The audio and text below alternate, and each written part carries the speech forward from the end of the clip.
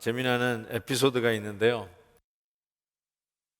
하루는 담임 목사님이 주일학교 우리 선생님들 잘 가르치고 있는가 불시에 탐방을 한 거예요. 그래가지고 들어가자마자 학생들에게 이렇게 물었어요. 누가 여리고성을 무너뜨렸어요? 그렇게 물었더니 조용해지더니 잠시 후에 어떤 학생이 손을 탁 들더니 제가 안 무너뜨렸어요 그러는 거예요. 너무 기가 막히니까 담임 목사님이 주일학교 선생님한테 아니 이게 제대로 가르치고 있는 것인지 하는 의아한 눈초리를 주니까 눈치를 챈 이 주일학교 선생님이 이렇게 답을 했어요. 목사님, 저 학생이 안 무너뜨렸다고 하면 진짜 안 무너뜨린 겁니다. 이렇게 답을 했다고 합니다. 웃지 못할 이야기지만 오늘 본문이 바로 믿음으로 여리고성을 7일 동안 돌아서 무너뜨린 이야기입니다. 너무 간단하게 이야기해서 여리고성을 도는데 7일이 걸렸다라고 착각하는 분이 있을 수 있는데 여호수아의 자세한 내용이 나와 있지만 하루에 한 바퀴씩 7일 동안, 그리고 7일째는 7바퀴 돌아서 여리고성을 무너뜨린 사건이죠. 당시 이 히브리서를 처음 받아드는 히브리서 성도들은 이 이야기를 너무너무나 잘 알고 있었을 겁니다. 아주 어렸을 때부터 귀에 못이 박히도록 들었던 얘기일 겁니다. 그래서 긴 설명이 필요 없었던 것이죠. 그냥 7일 동안 여리고성을 돌아서 여리고성을 무너뜨린 사건이 믿음으로 무너뜨린 사건임을 적고 있습니다. 문제는 3500년쯤 전에 일어났던 이 여리고성이 무너지는 이 사건이 오늘 우리에게 무슨 연관이 있느냐는 것이죠. 혹시 우리도 무너뜨려야 할 여리고성이 틀림없이 있다면 지금도 마치 여리고성을 돌듯이 무너뜨려야 할 우리의 여리고성, 우리가 돌고 있는 반드시 정복해야 할 여리고성은 무엇인가요? 어쩌면 코로나 바이러스, 이 팬데믹이 여리고성이라고 느껴지는 분들도 있으리라고 생각합니다. 여리고성은 7일 돌았더니 무너졌는데 코로나 바이러스는 10개월을 돌아도 무너지기는커녕 더 기승을 부리고 있습니다. 성도님들이 마땅히 함락시켜야 할 여리고성, 그것이 무엇일까요? 한번 오늘 말씀을 들으면서 우리 안에도 반드시 무너뜨려야 할 여리고성이 있다는 생각을 하면서 오늘 말씀을 통해서 주시는 교훈을 받으려고 합니다. 첫 번째 생각할 수 있는 교훈은 저는 이렇게 말씀드리고 싶어요. 이 여리고성은 정복해야만 한다라는 것입니다. 마땅한 말씀이 있는데도 불구하고 왜 제가 이 말씀을 드리냐면 여리고성이 있는데도 불구하고 여리고성을 공격하고 여리고성을 정복하려고 하는 시도조차도 안 하기 때문에 그렇습니다. 아니 이전에 시도해봤는데 실패했기 때문에 아예 그냥 손을 놓고 있는 분도 있을 수 있기 때문에 그렇습니다. 내가 해봤는데 시도해봤는데 나는 실패했어.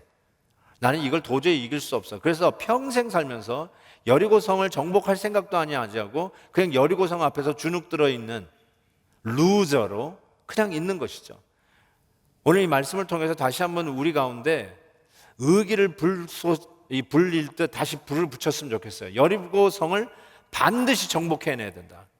다시 저 정복하기 위해서 여리고성을 공격해야 된다. 이런 뜻을 다시 불태우는 시간이 되었으면 좋겠습니다. 그것이 무엇이든지 간에 여러분이 한번 시도해봤는데 도저히 무너지지 않았던 것이 도대체 무엇인지 모르겠는데 반드시 그걸 무너뜨려야 되겠다. 여러분의 신앙의 암적인 요소가 여리고성 아니겠어요? 신앙생활 하면서 즐겁게 신앙생활 하지 못하는 것, 교회 생활을 하면서도 교회 공동체 안에서 기쁨으로 성령 충만하게 생각하지, 기쁘게 생활하지 아니하고 항상 열외, 마지널, 변두리에서만 신앙생활을 하고 있는 분들, 정말 오늘 말씀을 생각하면서 나의 삶 속에 떡하니 버티고 있는 이 여리고성 반드시 정복해야 된다는 생각을 꼭 하셨으면 좋겠어요. 교만, 성도들에게 완전히 그냥 이 장기간 우리 안에서 배양되고 있는 이 교만, 자기 중심적인 것들, 또 혹은 잘못된 버릇들 있지 않습니까? 하나님이 원치 않는 버릇들, 술 취함, 야동, 지나친 취미생활, 이런 모든 것들을 가만히 생각해 보면서 내가 여러 번 시도를 해봤는데 잘 안 되더라. 그러면서 그냥 여리고성을 옆에 두고 그냥 남은 생에 살 것 그냥 손 놓고 있는 모습들이 너무나 많은데, 이번에 반드시, 그것도 2020년 마지막 주일에 하나님이 주시는 메시지를 기억하면서 내가 이 여리고성은 반드시 정복하야만 한다, 정복해야만 된다, 이 의지를 다시 불태우는 시간이 되었으면 좋겠습니다. 두 번째 교훈은 내가 정복해야 할 여리고성, 즉 이 적이 무엇인지를 확실하게 분별해 내셔야 합니다. 지피지기면 백전불패라고, 적을 알고 나를 알면 100번 싸워도 지지 않습니다. 그 말은 적을 확실히 가리고 그 적을 향해서 공격해야 돼요. 아군이 아군을 쏘는 일이 없어야 됩니다. 적을 확실히 아이덴티파이 하셔야 됩니다. 내가 싸워야 할 주적이 무엇인지 혹은 누구인지를 분명히 아셔야 돼요. 우리는 틀림없이 북쪽을 향해서, 샌프란시스코를 향해서 가야 합니다. 근데 샌프란시스코로 가는 기차를 탔는데 샌디에고 쪽으로 아무리 몸부림쳐도 그것은 헛수고입니다. 헛열심입니다. 아무리 여러분 최선을 다해도 방향이 틀리면, 즉 여러분의 주적 아이덴티파이 하지 못하면 여러분들이 여리고성을 정복하려고 하는 그 노력은 다 헛수고로 돌아갈 것이라는 것입니다. 저는 이런 생각을 해봤어요. 여러분을 힘들게 하는 여리고성이 그 어떤 환경, 어떤 사람으로 여러분이 스스로 생각할 수 있어요. 그래서 내가 싸워야 할 건 이 환경에서부터의 극복, 혹은 이 어떤 사람으로부터의 뭐라 그럴까, 회피. 그러면 이 문제가 해결될 수 있을 것이라는 생각에 어떻게든지 저 여리고성을 회피하려고 하는데, 해보신 분은 아시겠지만 결단코 그렇게 해서 문제가 해결되지 않았을 겁니다. 결국은 내가 반드시 싸워야 할 그것이 무엇인가를 아이덴티파이 할 때 어떤 그 환경이 아니고 어떤 그 사람이 아니라 그 환경을 넉넉히 받아들이고 그것을 위해서 넉넉히 용납하고 수용하지 못하는 나의 옹졸함이 내가 싸워야 할 주적일 거예요.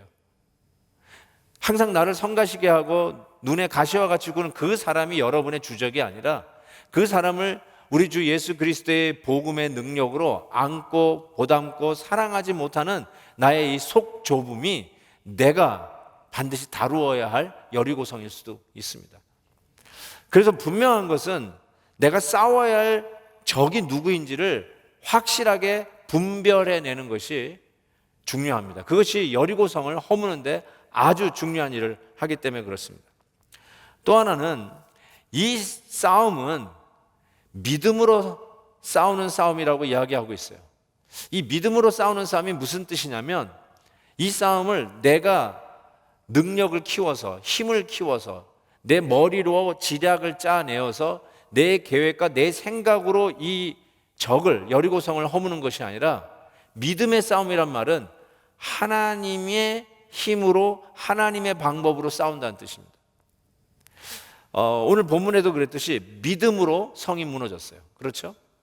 믿음으로 성을 무너뜨리는 거예요. 내 힘이 아닙니다. 내 머리로 무너뜨리는 게 아니라 믿음으로 넘어뜨렸다고 그랬어요. 요한일서 5장에 보면 무릇 하나님께로부터 난 자마다 세상을 이기느니라. 세상을 이긴 승리는 이것이니 우리의 믿음이니라. 믿음이에요. 우리의 파워가 아니라, 우리의 천재의 머리가 아니라 믿음으로 이 세상을 우리는 이길 수 있고 우리 앞에 있는 여리고성을 허물 수 있다는 것입니다. 도대체 왜 이것이 믿음의 싸움일까? 뭐가 믿음이길래 7일 동안 여리고성을 돌아서 여리고성을 무너뜨린 게 믿음의 싸움이었을까? 자세한 이 싸움에 대한 내용이 여리고서 6장에 나옵니다. 하나님께서 여호수아를 통해서 하나님의 작전 명령이 떨어집니다. 이것이었습니다. 여호수아가 백성에게 명령하여 이르되 너희는 외치지 말며 너희 음성을 들리게 하지 말며 너희 입으로 아무 말도 내지 말라. 그리하다가 내가 너희에게 명령하여 외치라 하는 날에 외칠지니라. 마지막 순간에 외치는 날이 있는데 그때까지 뭐 하라고요? 함구령을 내린 겁니다. 입 다물라, 말하지 말라, be quiet, 그 명령을 내린 것입니다. 하나님의 작전 명령이 뭐 대단한 거 아주 심오한 것이 있을까 싶었는데 입 다물라. 입 다물라. 11절에는 이렇게 돼 있어요. 여호와의 궤가 그 성을 한번 돌게 하고 그들이 진영으로 들어와서 진영에서 자니라. 딴 거 하지 말고 성 한 바퀴 돌고 와서 아무 말 하지 말고 들어가 자, 이거예요. 아무 말 하지 말고 그리고 들어가서 자. 이게 하나님의 여리고성 허무는 작전 명령이었어요. 이 작전 명령을 들으면 여러분이 저 같으면은 여기에 당연히 퀘스천 마크, 질문을 던지지 않을 수가 없어요. 아니 이게 지금 뭐 하자는 것일까? 이런 생각을 안 할 수가 없습니다. 저도 생각해 봤어요. 이게 하나님 도대체 무슨 작전인가? 만약에 하나님이 이런 작전을 내렸다고 하십시다. 저 한 번도 외세에 침입해서 무너져 본 적이 없는 저 여리고성, 기네스북에 아직도 세계에서 가장 오래된 도시로 여리고성이 기록되어 있는데 그만큼 난공불락이고 아주 천의 요새이고 모든 것이 잘 갖춰져 있기에 지금도 건재하고 있는 여리고성, 그 여리고성을 함락하기 위해서 하나님께서 내린 전략이 예를 들어서 공성태, 즉 새총과 같이 큰 바위돌을 쭉 당겨가지고 성을 향해서 쏘아버리면 그 엄청난 바위가 성에 부딪혀가지고 성을 허무는 이런 공성태와 같은 무기를 10대를 만들어라. 화살촉을 수만 개 준비해라. 군량미를 한 달치 비축하라. 그리고 추위가 다가오는데 우리 군인들이 넘어지지 않도록 군화 50만 개를 준비해라. 이것이 작전명령 1호였다라고 생각하면 아무 말 하지 말고 성 한 바퀴 돌고 들어가자. 이 명령과 이 작전과 모든 군사 이 전쟁에 필요한 군량미나 군기를 무기를 준비하라고 하는 이 작전 중에 어느 것을 더 선호할 것 같습니까? 저는 이 군량미 준비하고 뭐 무기를 준비하고 뭐 만들고 이게 훨씬 힘들 것 같지만 제 생각에는 이게 더 합리적일 것 같고 이게 더 할만하고 저 난공불락 여리고성을 허물 때 더 이해가 될 만한 작전인 것 같아요. 근데 하나님께서는 우리가 이해될 만한 작전을 내리신 게 아니라 이해가 되지 않는 작전, 아무 말도 하지 마. 그리고 들어가 자. 도대체 왜 그러셨을까? 이스라엘 백성이 광야를 40년 통과하고 그리고 이제 하나님이 주실 가나안 땅을 정복하는 바로 그 입구에서 여리고성을 만난 겁니다. 그때 하나님께서 이스라엘 백성들에게 아무 말 하지 말고 들어가자. 이 작전 명령을 내린 이유가 뭘까? 광야 40년 동안에 이스라엘 백성들이 가장 많이 하나님의 심판과 하나님의 진노를 샀던 것이 무엇일까요? 광야 40년 동안 가장 많이 얻어맞고 가장 많이 희생당하고 가장 많이 인명피해를 본 것이 언제일까요? 광야에서 불평, 불만했을 때입니다.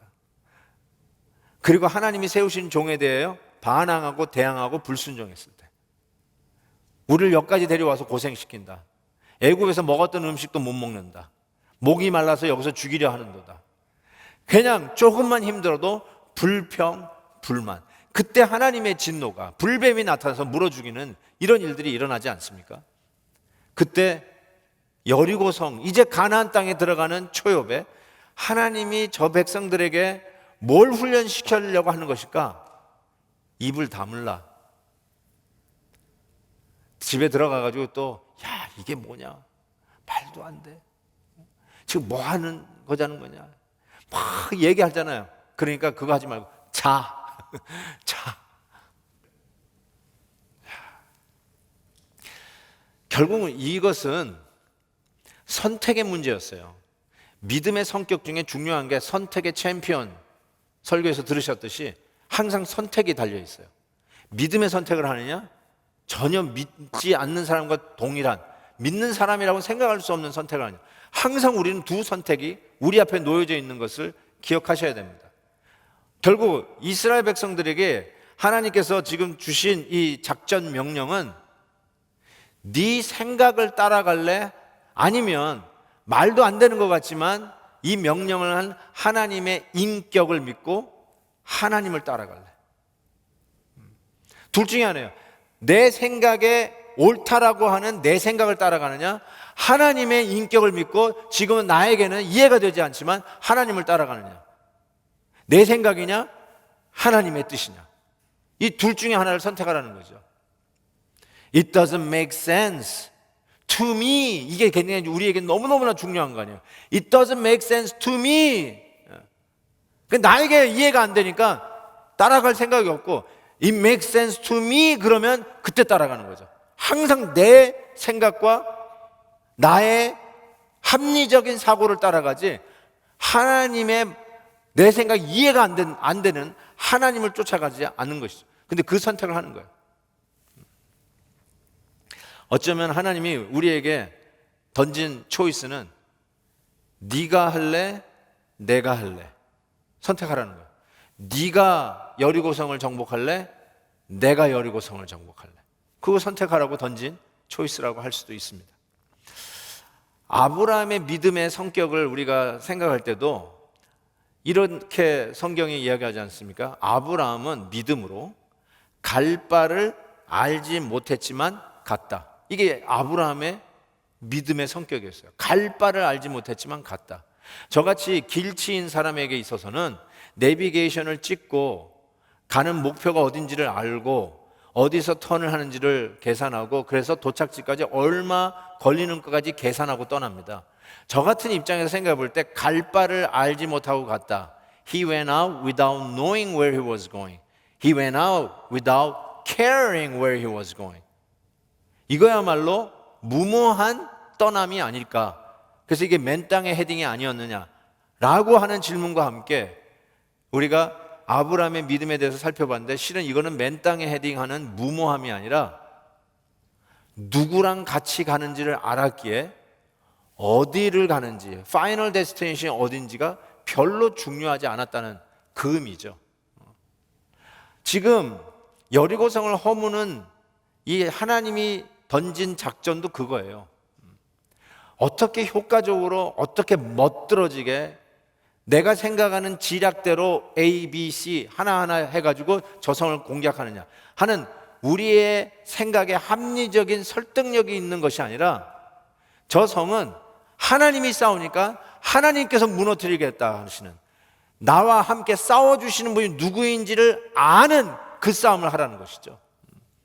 아브라함이 어디를 가는지 모르는 것이 그게 무모함이 아니라 누구랑 같이 가는 것인지를 알았기 때문에 확실했듯이, 친구 따라 강남 간다는 말이 있듯이 나는 그 사람하고는 꼭 어디를 가도 어디를 가는지 상관없어요. 사랑하는 사람과 극장 구경을 오늘 가든지 아니면 뭐 공원을 가든지 아니면 볼링을 치러 가든지 그게 뭐 그렇게 중요합니까? 내 사랑하는 사람하고 데이트하는데 전혀 그게 문제가 되지 않습니까? 문제가 되지 않듯이, 그래서 아브라함이 갈 바를 알지 못하지만 누구랑 같이 가는 줄 알고 갔듯이 여리고성과의 싸움도 내가 어떤 무기로, 어떤 최첨단의 신무기로 저들을 공략해서 저걸 무너뜨릴까, 이게 중요한 게 아니라 누가 나랑 같이 싸워주느냐, 이게 훨씬 더 중요한 믿음의 선택이었던 것입니다. 실은 이 작전 명령은 하나님이 싸워주시겠다고 하는 수많은 사인을 그들에게 가르쳐 주십니다. 그래서 여호수아 6장을 좀 더 살펴보시면 이렇게 얘기하십니다. 여호수아가 백성에게 이르기를 마침에 제사장 7은 양각 나팔 7을 잡고 여호와 앞에 나아가며 나팔을 불고 여호와의 언약궤는 그 뒤를 따르며 그 무장한 자들은 나팔 부는 제사장들 앞에서 행진하며 후군은 궤 뒤를 따르고 제사장들은 나팔을 불며 행진하더라 라고 얘기합니다. 하나님의 임재를 상징하는 게 언약궤입니다. 그 언약궤가 행진 중앙에 있었어요. 하나님 중심으로 이 행진을 해간다는 사인이었습니다. 거기에다가 양각 나팔을 붓는데, 양각 나팔은 승리의 계가를 부를 때 사용하는 나팔입니다. 기드온 300명 용사가 바로 이 불었던 나팔이 이 양각 나팔입니다. 계시록에서 마지막 승리를 알리는 7 천사의 나팔이 바로 이 나팔 소리였다고 믿습니다. 즉 승리를 이미 예감하고 행하는 행진이었습니다. 하나님이 이거는 내 싸움이야, 하나님이 친히 싸우시겠다고 하는 전쟁이 분명한 사인을 이미 보여주셨습니다. 네가 싸울래? 내가 싸울래? 내가 싸우겠다는 거예요. 하나님이 싸우시겠다고 말씀한 것이에요. 여리고 성을 무너뜨린 이 작전은 말 한마디 하지 말고 들어가자, 즉 불평하지 말라고. 내 생각에는 이래야 되는데 왜 이런 식으로 하느냐, 네 의견, 네 주장 다 내려놓고 입 다물고 그냥 자, 이게 하나님의 작전이었어요. 왜요? 내가 한다, 내가 한다. 그걸 믿으라는 거죠. 내가 싸워준다라고 하는 걸 믿으라는 것이죠. 이와 같이 말하지 말고, 불평하지 말고, 불만하지 말고, 불평할 바에는 아예 자라 라고 얘기했던 이 하나님의 작전 명령, 그걸로 여리고성이 무너졌는데 실은 하나님께서 하나 더 준비한 게 있어요. 여리고성을 허물기 위해서 여리고성 안에 또 하나의 믿음을 준비했어요. 그게 바로 31절에 나오는 겁니다. 믿음으로 기생 라합은 정탐꾼을 평안히 영접하였으므로 순종하지 아니하는 자와 함께 멸망하지 아니하였다. 기생 라합의 믿음으로 정탐꾼을 영접한 것을 이야기합니다. 정탐꾼을 영접한 게 무슨 믿음인가 싶은데 히브리서 설교자는 이렇게 얘기하죠. 순종하지 아니한 자와 함께 멸망하지 않았던 기생 라합의 믿음. 즉 기생 라합의 믿음은 순종과 연결되어 있어요. 순종과 연결되어 있습니다. 따라서 믿음의 싸움은 결국 순종의 싸움이었음을 우리는 깨닫게 됩니다. 정탐꾼을 영접하고 순종했다는 말이 도대체 무슨 말인지 여호수아 2장에서 좀 더 자세히 살펴보겠습니다. 우리가 이 땅에 들어올 때에 우리를 달아내린 창문에 이 붉은 줄을 매고 네 부모와 형제와 내 아버지의 가족을 다 내 집에 모으라. 영접한 후에 이 정탐꾼이 기생 라합에게 하는 말이에요. 누구든 내 집 문을 나가서 거리로 가면 그의 피가 그의 머리로 돌아갈 것이요 우리는 허물이 없으리라. 그러나 누구든지 너와 함께 집에 있는 자에게 손을 대면 그의 피는 우리의 머리로 돌아오려니와 네가 우리의 이 일을 누설하면 네가 우리에게 서약하게 한 맹세에 대하여 우리에게 허물이 없으리라 하니 라합이 이르되, 이 말이에요, 너희의 말대로 할 것이라 하고 그들을 보내어 가게 하고 붉은 줄을 창문에 매니라. 너희의 말대로 하리라. 이 말에 순종을 하고 붉은 줄을 창문에 메어 달았습니다. 읽으시면서 좀 분위기가 바로 지난주에 살펴봤던 6월절 분위기하고 아주 흡사하지 않습니까? 마지막 10번째 재앙, 장자를 치는 재앙에 어린 양의 피를 문 임방과 문설주에 바르면 그 피가 있으면 넘어가겠고 그 피가 없으면 유대인이든 애굽인이든 그 안으로 들어가 장자를 치는 이 재앙을 내리겠다고 하셨던 그 6월절 분위기가 그대로 느껴지지 않습니까? 네 창문에 붉은 줄을 달아 내리고 그 방 안에 있으면 살겠고 그 방을 나가면 우리가 이 여리고성을 치러 들어왔을 때 피해를 당하고 죽어도 그 피를 우리가 책임지지 않겠다. 그러니까 이 붉은 줄을 달아내린 방 안에 있으면 살겠고 나가서 죽는 거는 책임 못 진다라고 하는 이 말에 기생 라합이 순종해서 붉은 줄을 달아내렸다라고 하는 것을 뭐라고 한다고요? 믿음이다, 이렇게 히브리서 설교자가 이야기하고 있습니다. 여기서 이 붉은 줄이라는 게 약간 월플레이라고 할 수도 있는데요, 그 레드 로프, 빨간 로프, 이것이 히브리어로 희망이라는 단어, 티크바, 이 희망이라는 단어하고 이 뭐라고 그러죠? 족보가 같아요. 어근이 같아요. 거기서 이렇게 생긴 말이라고 한다고 합니다. 즉 기생 라합에게 있어서의 희망은, 유일한 희망은 붉은 줄이었어요. 자기 가족이 살 수 있는 유일한 길은 붉은 줄을 달아내리는 거였다는 것입니다. 야고보서에서 믿음의 대표적인 두 인물을 예를 들어줘요. 그러면서 우리가 뭐 믿습니다 해서 믿음이 있는 게 아니라 정말로 믿는 행동이 나타나야 된다는 거예요. 믿으면 나타나는 결과. 그래서 샘플로 두 예를 듭니다. 야고보서 2장에 보면. 그 중에 하나가 아브라함이 100세에 낳은 이삭을 바치는 행위. 이거야말로 믿음의 행위라는 것이죠. 그건 우리가 모두가 인정할 거예요. 그리고 드는 두 번째 예가 기생 라합이 정탐꾼을 접대한. 그래서 야고보 2장 25절 보면 이와 같이 기생 라합이 사자들을 접대하여 다른 길로 나가게 할 때에 행함으로 의롭다 하심을 받은 것이 아니냐. 야고보서는 아브라함이 이삭을 바친 사건과 기생 라합이 정탐꾼을 접대한 사건을 비견한 것으로 보고 있어요. 그만큼 이 구원의 붉은 줄을 매다는 일은 아주 중요한 일이에요. 마치 출애굽하는 성도들이 어린 양의 피로 구원을 받았던 것처럼 기생 라합도 달아내린 붉은 줄로 인해서 그들은 구원을 받았던 것입니다. 그런 의미에서 우리도 구원받기 위해서는 믿음으로 순종하며 붉은 줄을 달아내려야 합니다. 우리에게 있어서의 붉은 줄은 무엇일까요?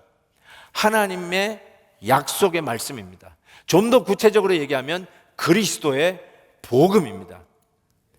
세상이 아무리 어지럽고 세상이 아무리 어렵고 흔들리고 답답하다 할지라도, 특별히 이 남가주에 사는 우리들의 형편을 들여다볼 때 지진은 기본이고 산불에 폭동에 거기다가 코로나가 창궐하는 미국에서도 가장 극심한 이 지역. 어제 보니까 캘리포니아가 또 새 확진자가 2만 명이 넘고 우리가 사는 이 오렌지 카운티는 3천 명이 넘었습니다. 계속 진기록을 세워가고 있는 가장 심각한 지역에서 우리가 살고 있다는 것, 이건 부인할 수가 없습니다. 설사 우리가 이러한 상황 속에 있다 할지라도 역사의 주관자는 하나님이시며 그 하나님께서 우리와 함께 세상 끝날까지 함께 하신다는 그 약속의 말씀, 이것이 우리를 향한 붉은 줄이죠. 우리가 붙들 수 있는 유일한 소망이라고 믿습니다. 어떻게 이 약속이 우리에게 분명히 주어진 걸 알 수가 있습니까?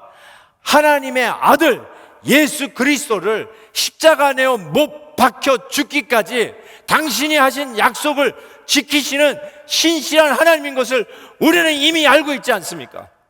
그것이 바로 창문에 달아내린 붉은 줄인 것을 우리는 믿습니다. 그리고 그 붉은 줄, 그리스도의 복음을 달아내린 창문은 이 시대에 복음을 전하는 교회입니다. 우리 베델교회가 아무리 힘들어도 우리 베델교회를 통해서 예수 그리스도의 십자가의 붉은 복음을 기생 라합이 그의 창문에 붉은 줄을 달아내리듯이 끊임없이 이 복음을 달아내리면 우리 교회는 이 마지막 때 우리 하나님께서 끝까지 귀하게 들어서실 것을 믿습니다. 우리 교회가 이 복음의 창문이 되어서 예수 그리스도의 이 붉은 십자가의 복음을 전하기만 한다면 이 세상은 소망이 있고 코로나가 창궐하는 이 상황 속에서도 틀림없이 하나님은 당신의 교회를 통해서 하나님의 백성들을 구원할 줄 믿습니다. 다시 여러분에게 질문을 던집니다. 여러분이 정복해야 할 여리고성은 무엇입니까?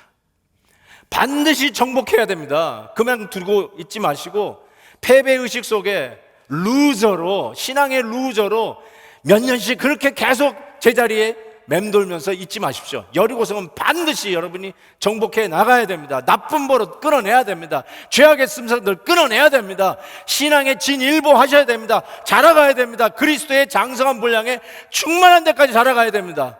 근데 어디서 걸리셨습니까? 믿음의 싸움, 순종의 싸움에 턱 걸려서 그 허들 장애물을 뛰어넘지 못하는 그 자리에 지금 몇 년째 머물면서 여리고성을 도는 것 같은데 계속 코로나 바이러스 떠나지 않는 것처럼 계속 그 주위를 맴맴 돌지만 늘 여리고성 앞에 주눅 들어 있는, 시도도 하지 못하고 넋놓고 있는 모습, 왜 그렇습니까? 믿음의 싸움, 순종의 싸움을 이기지 못했기 때문에 그런 거 아닌가요? 히브리서 11장, 소위 믿음장을 시작하면서 믿음은 이렇게 정의되었습니다. 믿음은 바라는 것들의 실상이요, 보이지 않는 것들의 증거라고 그랬어요. 근데 우리의 삶을 들여다볼 때 항상 우리는 보이는 것 쫓아왔고요, make sense to me, 나에게 make sense 하는 것만 쫓아왔던 길이 아니었는가 싶어요. 그래서 눈에 보이지 않으면 광야의 이스라엘 백성처럼 grumbling and complaining, 불평, 불만을 토하기 시작하고, 거기에 자기 의견을 주장하기 시작하고, 자기가 목을 내놓는 식으로 그 이야기가 바이러스가 번지듯이 불평, 불만을 회중 가운데, 백성들 가운데 번지게 하는 그런 원인 제공자가 되지는 않았는지요. 그래서 예수를 믿는다고 하면서, 신앙생활을 오래 했다고 하면서도 그리스도의 장성한 분량에 충만한 데까지 이르는 요 허들을 넘지 못해서 그냥 그 자리에 머물러 있는 성도님들은 아니 계십니까? 이 순종의 허들은 반드시 넘어야 됩니다. 반드시 이 테스트는 우리 성도들에게 주어질 거예요. 목사님 말씀에 순종하라, 그런 얘기 하려고 하는 게 아니라, 하나님의 말씀에 순종하고 내 생각과 내 주장을 내려놓는 이 연습을 하지 않으면 결단코 믿음의 싸움, 순종의 싸움에서 여러분 앞에 버티고 있는 그 여리고성, 여러분의 신앙의 성장에 마치 목줄을 쥐고 있고 자라지 못하게 하고 있는 그 여리고성을 무너뜨리고 정복할 수 없습니다. 반드시 이 싸움을 이기셔야 됩니다.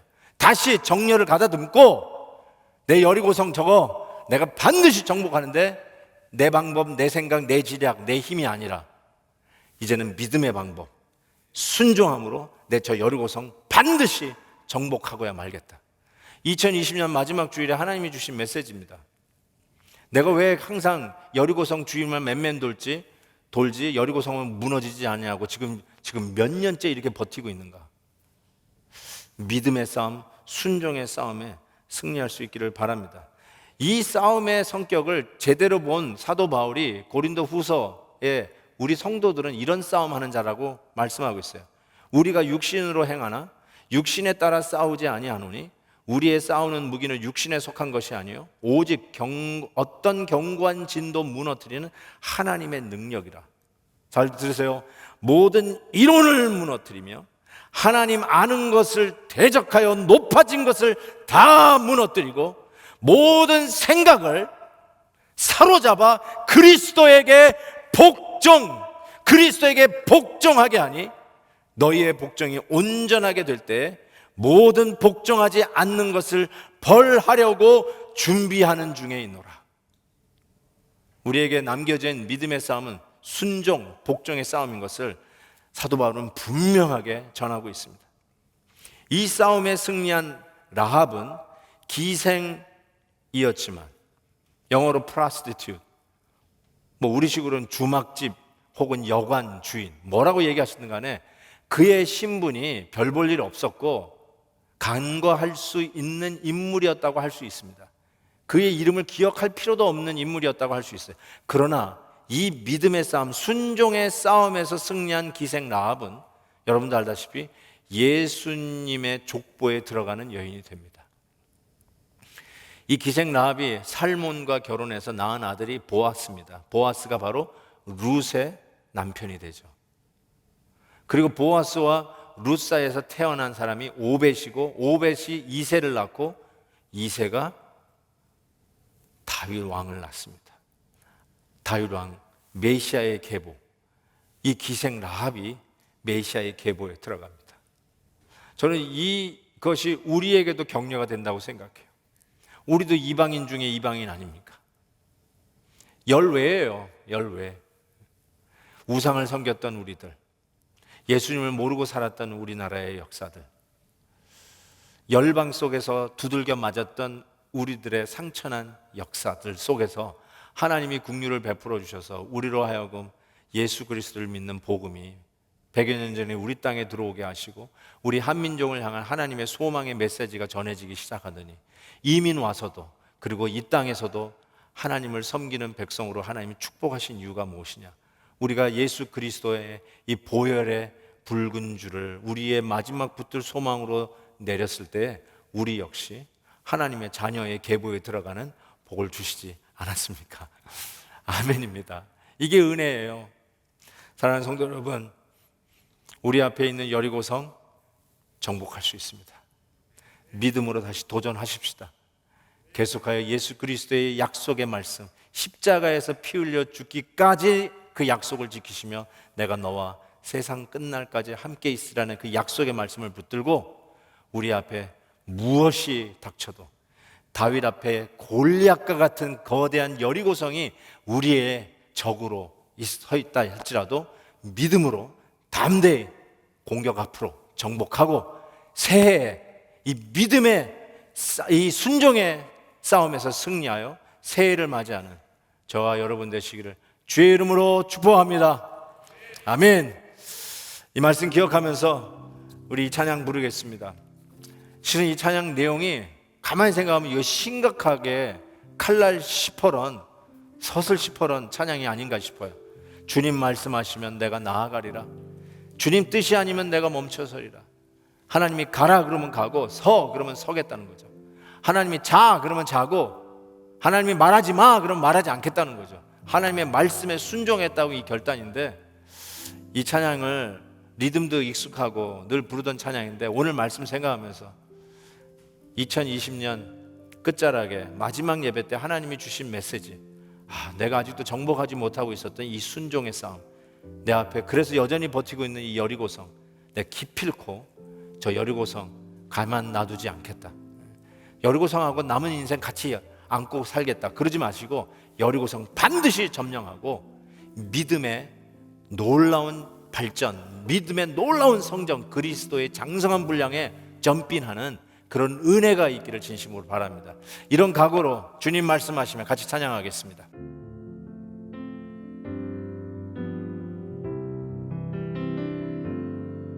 주님 말씀하시면 내가 나아가리라. 주님 뜻이 아니면 내가 멈춰서리라. 나의 가고 서는 곳 주님 뜻에 있으니 오 주님 나를 이끄소서. 주님 말씀하시면 다 같이 찬양합니다. 주님 말씀하시면 내가 나아가리라. 주님 뜻이 아니면 내가 멈춰서리라.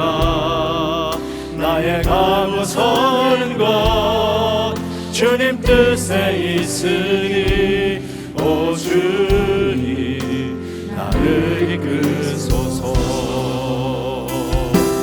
뜻하신 그곳에 나 있기 원합니다.